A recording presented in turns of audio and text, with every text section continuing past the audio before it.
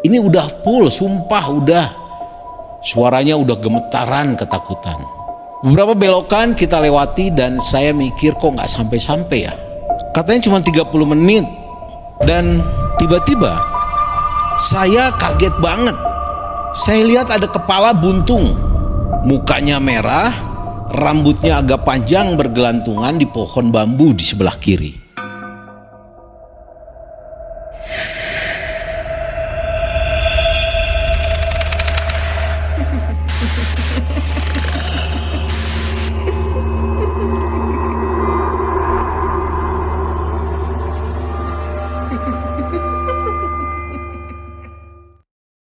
Assalamualaikum warahmatullahi wabarakatuh. Sobat malam mencekam sekalian, selamat malam dan kita bertemu lagi nih dengan tim malam mencekam yang akan selalu menemani Anda semua untuk mengisahkan cerita-cerita yang horor dan mencekam tentunya. Terima kasih buat Anda yang sudah mengirimkan cerita melalui email yang kami sediakan di kolom deskripsi. Juga buat teman-teman sobat malam mencekam sekalian, kalau seandainya Anda memiliki pengalaman pribadi juga yang cukup horor, silakan Anda untuk mengirimkannya ke email kami. Siapa tahu nanti kami akan panggil Anda ke studio untuk menjadi narasumber. Atau ya kami ceritakan kisahnya kalau kebetulan Anda berhalangan.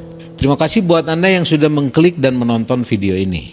Semoga kita selalu berada dalam kondisi sehat walafiat dan selalu ada dalam lindungan Allah Subhanahu wa taala. Kali ini, di video kali ini kita akan mengisahkan sebuah cerita yang dialaminya sendiri oleh Ibu Yuniarti di Bandung. Ini pengalaman yang sangat mengerikan, semoga ini bisa memberikan pelajaran kepada kita. Seperti apa cerita dari Ibu Yuniarti ini? Ikuti kisahnya hanya di Malam Mencekam.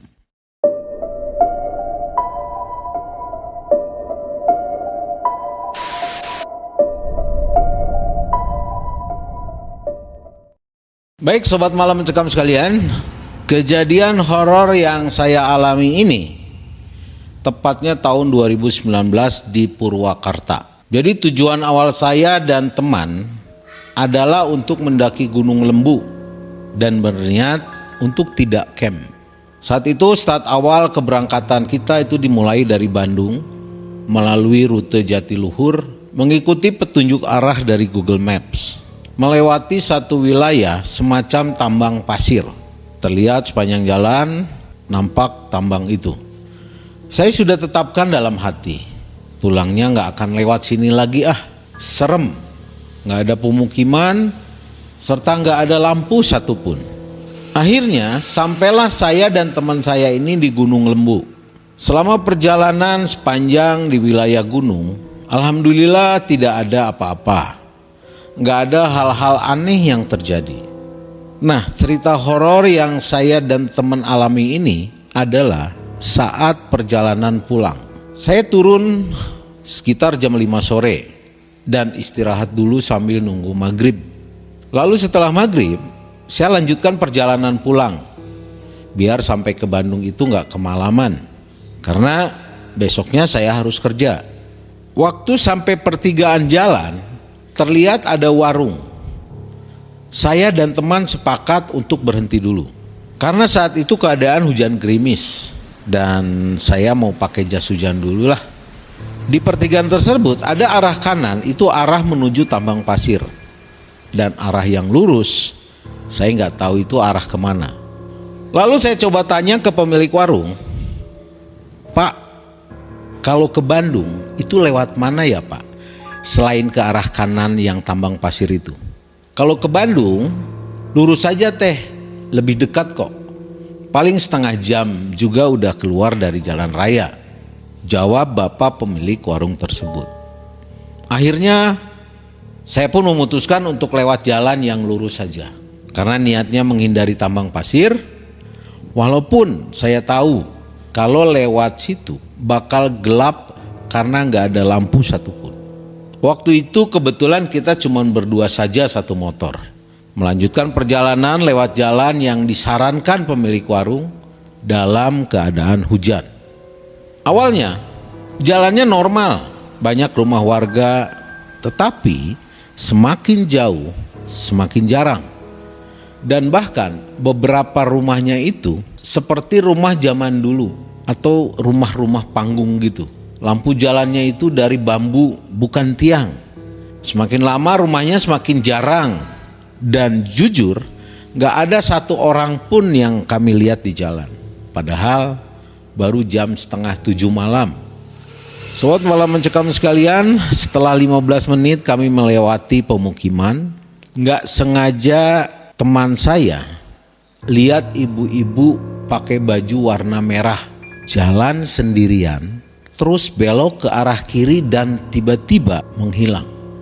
Padahal niatnya kita mau tanya apakah arah jalan ini sudah benar atau enggak.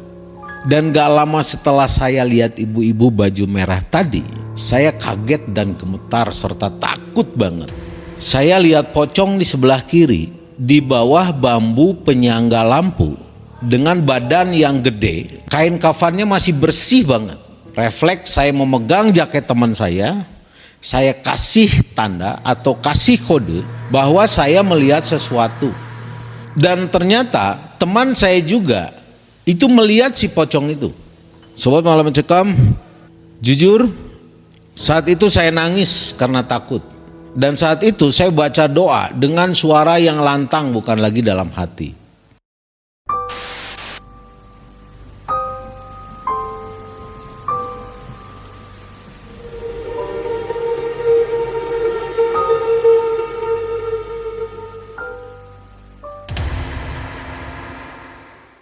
Setelah sekitar 20 menit perjalanan, kita ketemu satu gapura dan itu gelap banget. Terlihat ada satu rumah terakhir dan ada ibu-ibu yang jualan sayuran di depan rumah itu. Lalu saya tanya, "Bu, maaf, kalau ke jalan arah Bandung lewat mana ya, Bu?" Lalu ibu itu menjawab, "Lurus aja, Neng. Cuman itu jalan satu-satunya. Ikuti jalan aja, udah gak jauh, Neng." Oke, udah dekat pikir saya, membuat saya agak tenang. Akhirnya kami memutuskan untuk lanjut dan saat itu kira-kira pukul 8 malam. Kita masuk ke gapura itu dan benar, gak ada pemukiman sama sekali. Gak ada lampu jalan satupun. Bahkan gak ada motor yang lewat satupun. Bagian kanan jalan itu tebing dan bagian kirinya adalah pohon bambu yang sangat rimbun. Benar-benar tidak ada cahaya bulan yang masuk ke jalan itu. Penerangan ya cuma mengandalkan dari lampu motor saja.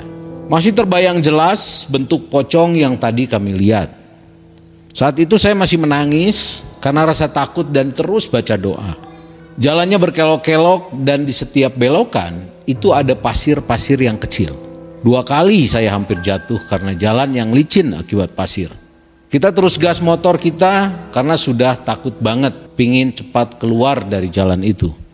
Tapi anehnya motor kita itu pelan banget jalannya. Padahal sudah kita gas full. Sampai saya bilang ke teman saya, "Ngebut aja gak apa-apa, tapi tetap hati-hati." Lalu dia menjawab, "Ini udah full, sumpah udah." Suaranya udah gemetaran ketakutan. Beberapa belokan kita lewati dan saya mikir kok gak sampai-sampai ya. Katanya cuma 30 menit. Dan tiba-tiba saya kaget banget. Saya lihat ada kepala buntung, mukanya merah, rambutnya agak panjang bergelantungan di pohon bambu di sebelah kiri. Makinlah jelas saya nangis sejadi-jadinya di motor. Kita terus lewati jalan itu. Akhirnya setelah jauh banget perjalanan, kita nemu gapura lagi. Tapi kali ini ada beberapa pemukiman. Lega banget rasanya. Dan kita lihat juga ada penjual pecel. Akhirnya kita istirahat dulu sambil makan. Walaupun aneh, di situ cuman kita aja yang beli. Dan rasa makanannya pun juga agak aneh, hambar banget. Dan bapak penjual pecel itu pun tanya ke saya, "Dari mana teh? Kenapa kayak yang ketakutan?" Lalu saya menjawab, "Dari Gunung Lembu, Pak." "Iya, Pak, tadi kebetulan saya lihat sesuatu." Lalu saya ceritakan dengan detail, dari mulai lihat pocong, ibu-ibu penjual sayur yang sendirian, serta kepala buntung juga. Dan sebelum saya selesai cerita, bapak itu bilang begini, "Duh, gangguin lagi. Udah nggak aneh di situ teh. Makanya orang sini kalau beres maghrib nggak ada yang berani lewat jalan situ. Motor juga nggak bisa ngebut ya." Berak, kaget banget saya. Kok bapak itu bisa tahu padahal saya belum cerita yang masalah gas motor full tapi jalannya pelan. Saya lihat jam dan ternyata sudah menunjukkan pukul 10 malam. Dari jam setengah 7 malam sampai jam 10 malam kita baru keluar dari jalan itu. Padahal pemilik warung bilang cuma 30 menit, paling lama juga 1 jam. Dan kita di jalan itu 3 jam lebih. Rasa-rasanya kita jalan jauh banget waktu masuk gapura itu. Karena jalannya nggak ada ujungnya. Sobat Malam Mencekam sekalian, beres makan, saya melanjutkan perjalanan. Dan kita nemu jalan yang gelap lagi. Tapi tiba-tiba kita nemu satu bengkel yang masih buka. Lalu kita tanya jalan buat ke jalan raya. Dan gak tahu kenapa abangnya baik banget. Dia bilang diantar aja sekalian karena bengkelnya juga sudah mau tutup.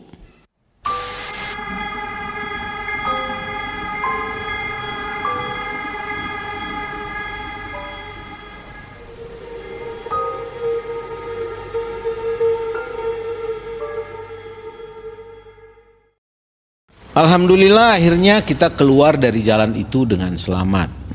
Setelah di jalan besar atau jalan raya, kita ngerasa lega banget. Namun tiba-tiba pas waktu di jalan Cikalong, motor kita tiba-tiba bannya bocor. Untung saja ada bengkel di seberang. Setelah kita ke bengkel, katanya motor kita itu ban belakangnya panas. Tapi kita nggak cerita ada apa sebenarnya. Kita cuma bilang habis dari Purwakarta. Dan akhirnya kita sampai rumah sekitar jam 12 malam. Oh ya, waktu pas kita ada di warung pecel tadi, saya sempat tanya, "Pak, maaf jalan yang tadi saya lewati itu namanya jalan apa ya?" Bapaknya itu bilang itu jalan Ciseti. Dan akhirnya sampailah di rumah. Saya bersih-bersih dan langsung tidur. Besoknya saya coba search. Saya cari-cari itu. Jalan Ciseti itu memang ada. Tapi tidak seperti jalan yang saya lewati. Karena saya masih ingat banget tebing-tebing yang saya lewati saat itu. Sampai sekarang saya pingin balik lagi ke sana karena rasa penasaran. Apa benar saya lewati jalan itu sampai 3 jam? Karena menurut informasi warga sekitar, jalan dari situ ke jalan besar itu nggak begitu jauh. Dan gapura yang masuk itu juga saya penasaran. Kenapa di tengah hutan ada satu gapura dan di tengahnya ada penjual sayur cuman 1 orang. Bahkan saya bingung siapa pembelinya karena nggak ada pemukiman daerah situ. Dan katanya nih, kata pemilik warung pecel tadi, kalau pocong itu memang selalu ada dan nampakin diri terus. Suka gangguin yang lewat, bahkan suka makan korban di jalan itu. Jadi yang masih bisa selamat itu beruntung banget katanya.